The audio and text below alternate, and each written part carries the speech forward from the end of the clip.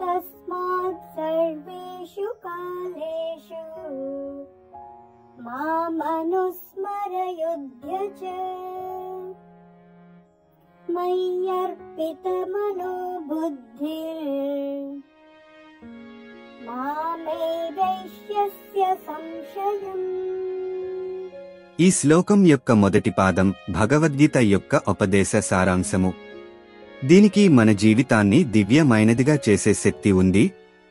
కర్మ యోగ యొక్క నిర్వచనం కూడా ఇందులోనే పొందుపరచబడి ఉంది.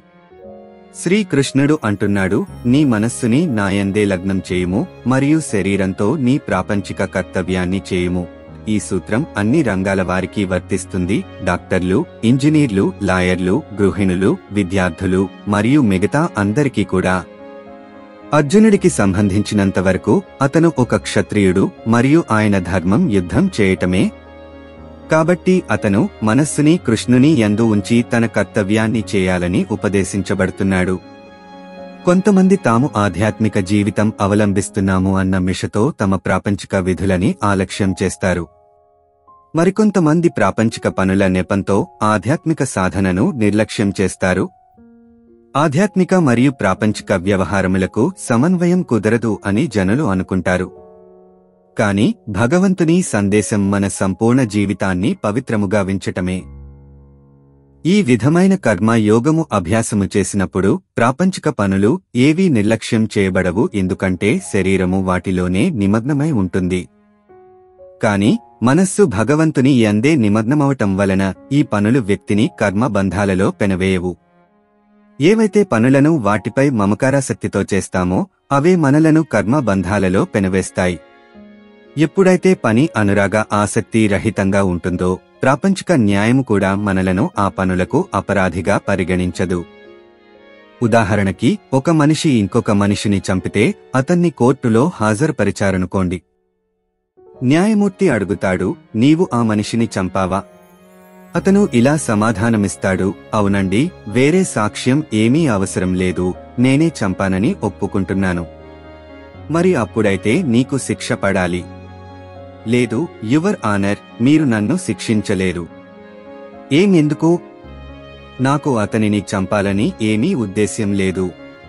నేను వాహనాన్ని రోడ్డుపై సరియైన దిశలోనే నడుపుతున్నాను, వేగ పరిమితికి లోపలే ఉన్నాను, నా దృష్టి ముందుకే కేంద్రీకరించి ఉంది.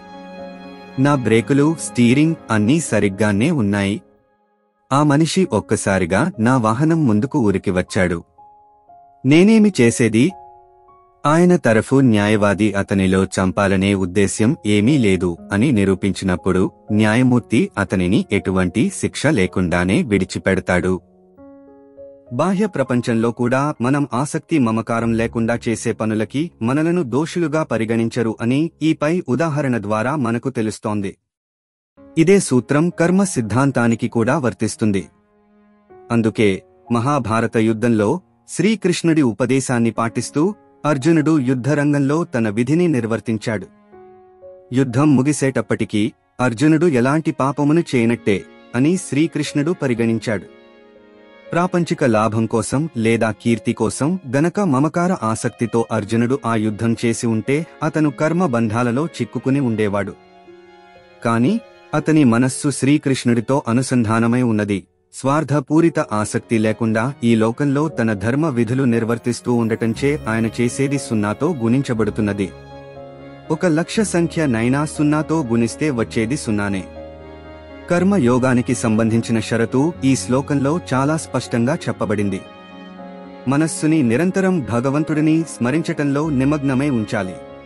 మనస్సు ఒక్క క్షణమైనా భగవంతుడిని మర్చిపోతే మరుక్షణం అది మాయ యొక్క సైన్యంలోని యోధుల దాడికి గురవుతుంది. కామము, క్రోధము, లోభము, ఈర్ష్య, ద్వేషము వంటి నకారాత్మక భావోద్వేగాలు. అందుకే దానిని ఎల్లప్పుడూ భగవంతునితో అనుసంధానం చేసి ఉంచాలి.